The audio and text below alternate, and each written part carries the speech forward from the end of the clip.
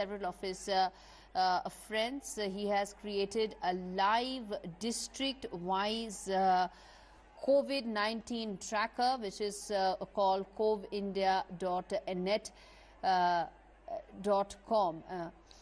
Netlify.com. All right. Raghav, if you can hear me, first things first, tell us who all have been part of this,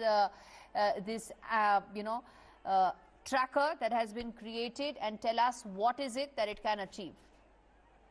All right. So, can you hear me? Yeah, I can. Yes.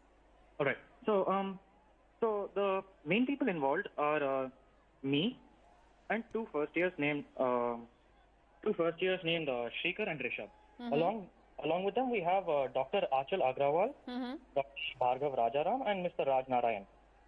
So this was the initial team that kind of started out, and along the way, since our website started blowing up, we've got Rohit, Jilla, Khurram, Anchit, Meghna, Mayank, Aman, Sujay, Krithvi, Dhruv, Somasai, Vatsa, and Harikiran.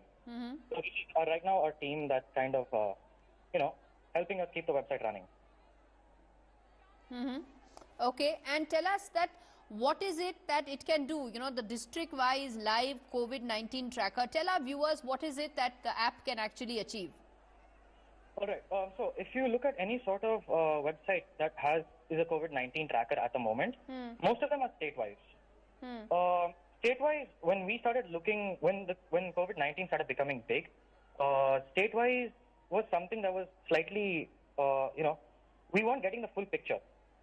So what we decided to do was we decided to kind of make it district-wise, because district-wise gives us a clearer picture. So the power of this thing, the power of Covindia is that it shows you a district-wise representation. Okay, so so here are some young students from an engineering college in Hyderabad, viewers, again Corona warriors, who are trying to bring in an app to ensure that you know which are those red zones, so to say, districts in India where Corona cases are higher. So are you then saying, Raghav, that this will have a huge impact in terms of how governments go about deploying resources, because they can identify those districts live with information coming in real time about where to put in their resources, where to focus more?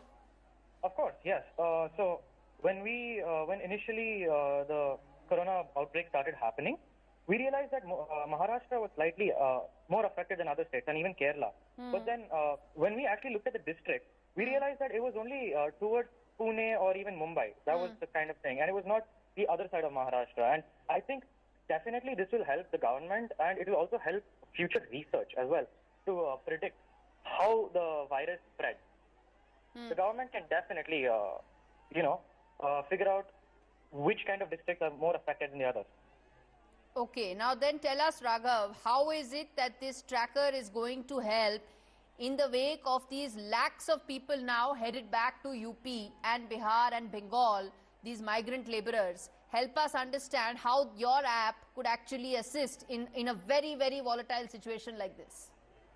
Okay, so ideally they'd have to open the website and look at which district they're going back to. They have to see whether their district is infected, and if their district has people who are infected who are down with the corona, they should ideally not go back. Because traveling to a district which has the coronavirus is obviously not a good idea. Okay, and what else can this app do? You can identify which are those red zones.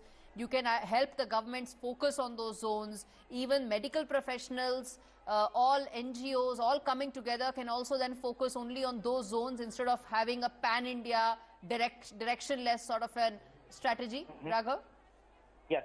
So one other community which actually also stands to great, which can get benefited from this, is the whole scientific community. So with this data set, we could do some sort of a correlation study with respect to weather conditions or other kind of, other influencing attributes that could also help us predict in the future what precautionary measures we need to take. Yes, what precautionary measures we need to take.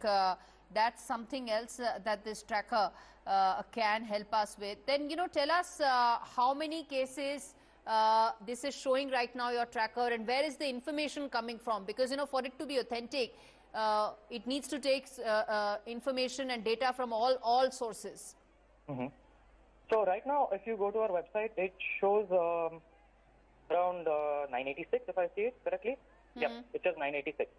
So where do we get our data? Like basically, I think the question, if I were to rephrase it, like how often does the tracker get updated and how? The answer is it's actually virtually live. We're continuously scraping district-wise data from various reputable sources. These include news articles, the MOHFW website, and international websites.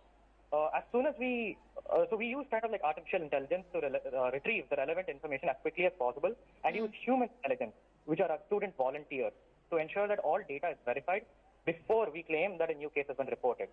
To ensure that no false reporting is done, we give links to our sources and also encourage our users or any person who visits our website to report any error in our data. Our goal is to primarily provide detailed data as live as possible without spreading any false information.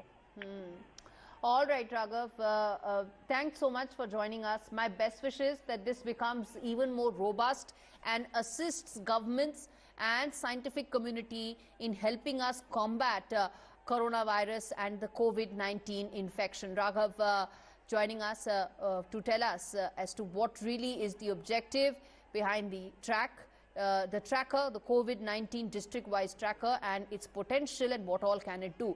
On that note, I'm going to slip into a very short break, come back on the other side and talk more about, well, those lakhs of migrant laborers who are breaking curfew, violating lockdown, and in fact jumping walls. Those scenes are so scary, and I believe there is rumor mongering also that is contributing to why you see those visuals. I'm going to slip into a break, come back on the other side and talk more on that.